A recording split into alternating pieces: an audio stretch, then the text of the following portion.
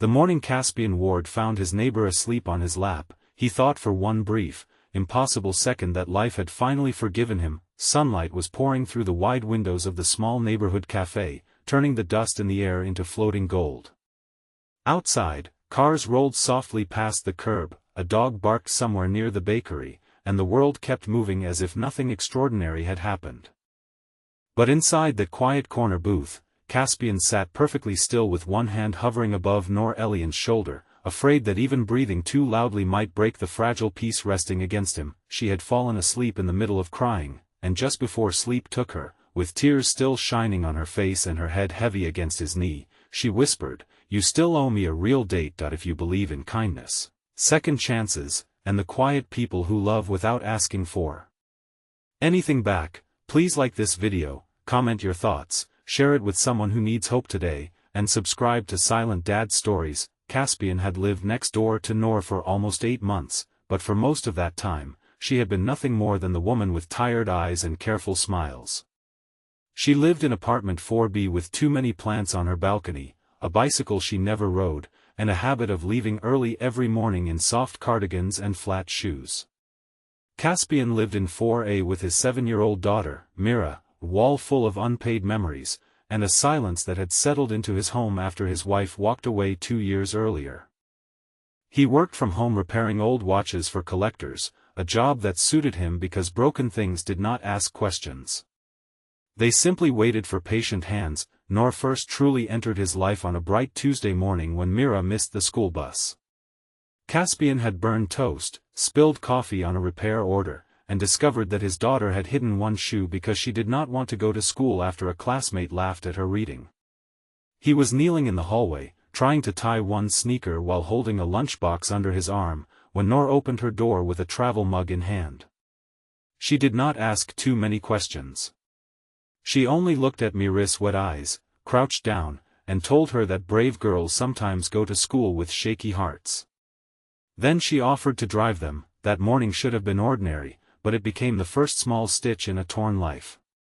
Noor spoke gently to Mira all the way to school, not with fake cheerfulness, but with the kind of warmth that made sadness feel less embarrassing. After they dropped Mira off, Caspian thanked her awkwardly, and Noor smiled at him as if she had seen the exhaustion behind his face and decided not to expose it. After that, small kindnesses passed between their doors like secret letters. Noor brought soup when Mira had a fever. Caspian fixed the clasp on Noor's grandmother's watch without charging her. Noor watered his balcony basil when he forgot. Caspian carried her grocery bags when the elevator broke. Their friendship grew in daylight, in safe places, in brief hallway conversations and Saturday errands, but neither of them named what it was becoming. Caspian was too afraid. Noor was too wounded. Everyone in the building knew Noor had once been engaged. No one knew the full story, but rumors moved through apartment walls faster than music. Caspian only learned the truth by accident one afternoon when he found Noor sitting on the front steps with a torn envelope in her hand. Her former fiancé, Horace, had sent back their old photographs because he was getting married and wanted his past cleared. Noor did not cry loudly. She only stared at the street as if something inside her had gone numb. Caspian sat beside her without asking to see the letter. After a while, he bought 2 paper cups of tea from the corner shop, gave one to her, and told her that some people return memories not because they are done hurting, but because they cannot bear what those memories say about them. Noor looked at him differently after that. The almost date happened 3 weeks later, on a clear daytime Saturday. Mira was at a birthday party. The cafe near the park had reopened after renovations, and Noor had joked that Caspian owed her coffee for all the emergency school runs. He surprised himself by saying he would make it a real date if she wanted. The moment the words left his mouth, fear hit him so hard he nearly took them back. Noor did not laugh. She simply smiled, small and bright, and said Saturday at 11. But Caspian never made it an hour before the date. His ex-wife arrived unannounced, crying in the parking lot, asking to see Mira, saying she had made mistakes, saying she was lonely, saying everything Caspian had once waited years to hear. By the time the confusion ended, by the time he realized she was not there to return but only to ease her guilt, it was afternoon. His phone had died. Noor had waited at the cafe for 90 minutes in a blue dress. She probably hated herself for choosing carefully. When Caspian knocked on her door that evening, she opened it with her face composed and her eyes destroyed. He tried to explain, but explanations sound weak when someone has already sat alone long enough to feel foolish. Noor listened, nodded, and said she understood. That was the worst part.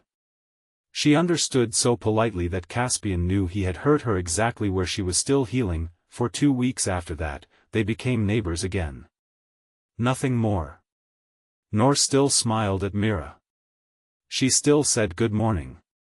But the warmth had been wrapped away. Caspian wanted to fix it, but he had spent so long believing his presence only complicated people's lives that he convinced himself distance was kindness. Then came the school charity fair on a brilliant Friday morning. The whole neighborhood gathered under white tents in the school courtyard. Children ran between stalls with painted faces. Parents sold cupcakes and raffle tickets. Caspian was there helping Mira with a handmade bookmark table, pretending not to look for Noor, when he saw her near the entrance carrying a box of donated books. She wore a pale yellow sweater, her hair pinned loosely, sunlight glowing around her like the world was trying to apologize. Before Caspian could gather courage, Horace appeared beside her. Caspian knew him from the returned photographs. Tall, polished, smiling with the confidence of a man who never had to wonder if he was welcome. Noor's posture changed instantly. Her shoulders tightened. Horace said something with a charming smile, but Noor stepped back.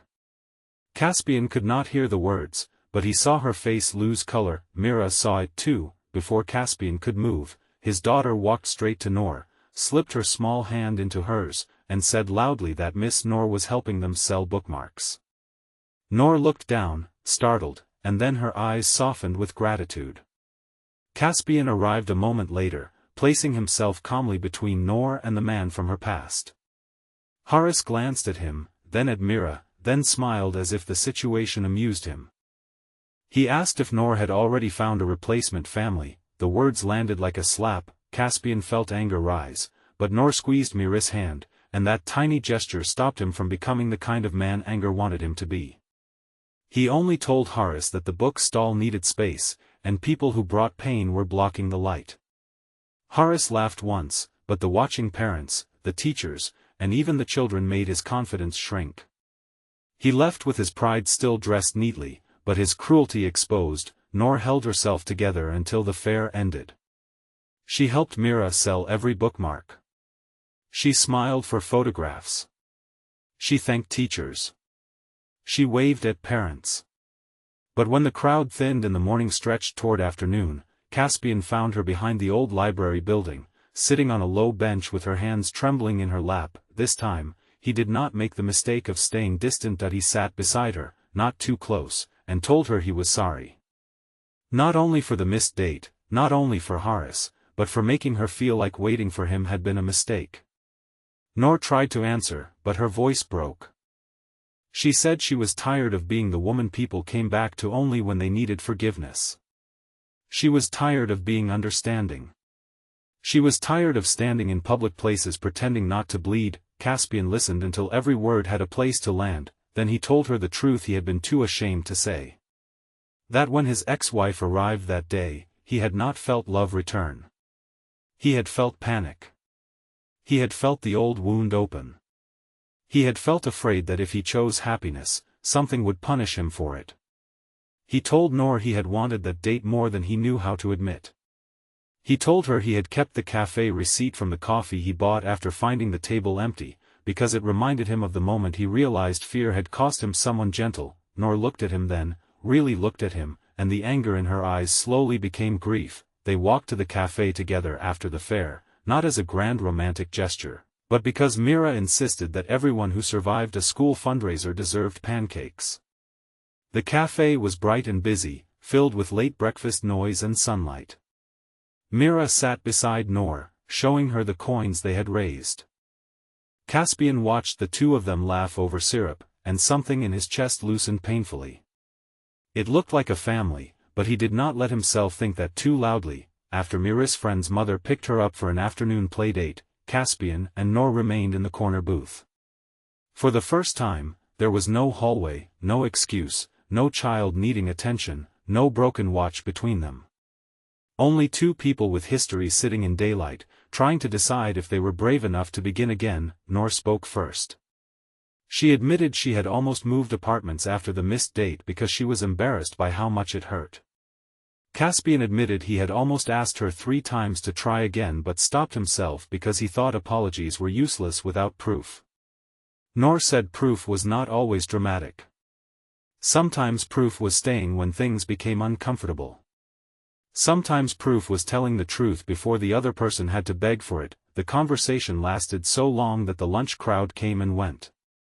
Sunlight shifted across the table. Noor's voice grew softer. The emotional weight of the morning finally caught up with her. She leaned back, exhausted, then slowly, almost without realizing it, rested her head against Caspian's shoulder. He froze, but she did not move away. Minutes later, her head slipped gently into his lap, and sleep took her in the middle of a sentence. Caspian sat there with his heart breaking open in the quietest way that he saw the faint tear tracks on her cheeks. He saw the tiredness she hid from everyone. He saw a woman who had been strong for so long that rest itself looked like surrender. He did not touch her at first. Then, carefully, he placed his hand near her shoulder, not holding her down, only letting her know she was safe if she woke. The cafe owner, an older woman named Maribel, noticed them and lowered the music without saying a word. When Noor stirred 20 minutes later, her eyes opened slowly. For a second she looked confused, then embarrassed, then vulnerable. Caspian expected her to sit up quickly and apologize. Instead, she looked up at him with a sleepy sadness that turned into the smallest smile. "You still owe me a real date," she whispered. Caspian smiled back, but his eyes burned. He told her he knew. And this time, if she let him, he would show up early. Their real date happened the next morning, in full daylight, exactly as Noor requested. No dramatic night, no rain, no hiding behind old pain. Caspian arrived at her door at 10:30 with daisies from the street vendor, a repaired bicycle bell for the bike she never rode, and a nervousness so honest that Noor laughed for the first time without sadness in it. They walked to the park, bought coffee, sat near the fountain, and talked about ordinary things first because ordinary felt precious. Noor told him she had wanted to become a children's librarian. Caspian told her he once dreamed of opening a tiny shop where every repaired watch came with the story of who owned it. Mira joined them later with a paper crown from her playdate and immediately declared that real dates needed witnesses to make sure no one forgot again. Noor laughed so hard she covered her face. Caspian watched his daughter place the crown on Noor's head, and for the first time in years, he did not feel guilty for feeling happy. Healing did not arrive like fireworks. It came like morning light, slowly revealing what had survived the dark. Noor still had days when Harris' words echoed. Caspian still had moments when old abandonment made him quiet. But they learned each other's silences. They learned that love after heartbreak is not about pretending nothing hurts. It is about becoming a safe place for the hurt to rest. Months later, the bicycle on Noor's balcony finally touched the street. Caspian ran beside Mira as she tried to keep up, and Noor rode ahead in the sunlight, laughing over her shoulder. At the cafe window, Maribel waved. The same corner booth waited inside, no longer a place of missed chances, but a place where two tired people had chosen honesty over fear. If this story touched your heart, please like, comment, share, and subscribe to Silent Dad Stories. Your support helps more stories of kindness, healing, and second chances reach people who may need them today. Before the ending, please comment, "Kindness deserves a second chance." That evening, as the sun lowered gently behind the apartment buildings, Noor and Caspian sat on the front steps while Mira drew chalk flowers across the pavement. Noor rested her head on Caspian's shoulder, not from exhaustion this time, but from peace. Caspian looked at the woman beside him, the daughter laughing in front of him, and the doorways that had once kept everyone separate. He realized life had not forgiven him all at once. It had simply given him another morning, another chance, another person brave enough to stay. And this time, when love leaned against him, he did not move away.